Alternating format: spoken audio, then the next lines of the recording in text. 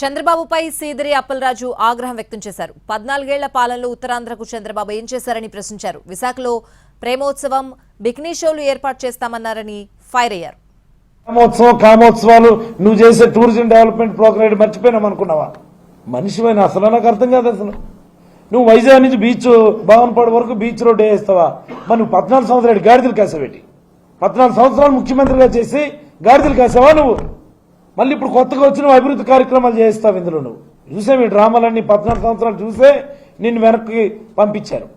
మళ్ళీ టూరిజం ప్రాజెక్టులు అటు ఇంకెక్కడెక్కడ పెడతావో ఈ కామోత్సవాలు, ప్రేమోత్సవాలు.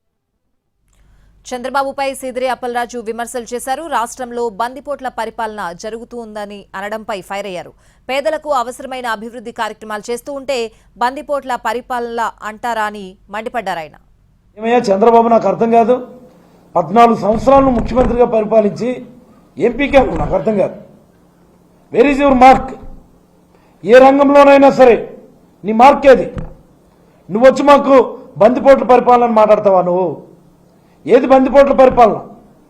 పేదలకు అవసరమైనటువంటి ప్రభుత్వ వైద్యాలయాలన్నింటినీ కూడా నిర్వీర్యం చేసేయడం బందిపోట్ల పరిపాలన కాదా?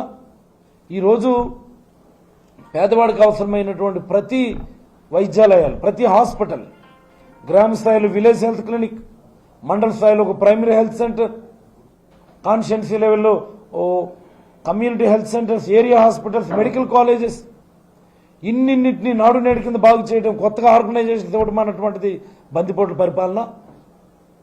నిర్వీర్యం చేసిస్తే అది మంచిదా నీకు చంద్రబాబు? పేదలకు అవసరమైనటువంటి పాఠశాలలు నీ హయాంలో ఒక్కటంటే ఒక్క పాఠశాలను బాగు చేయగలిగావా? అదేమో సుపరిపాలన.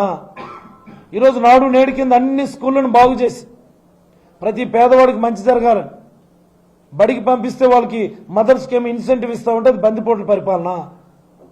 సిగ్గులా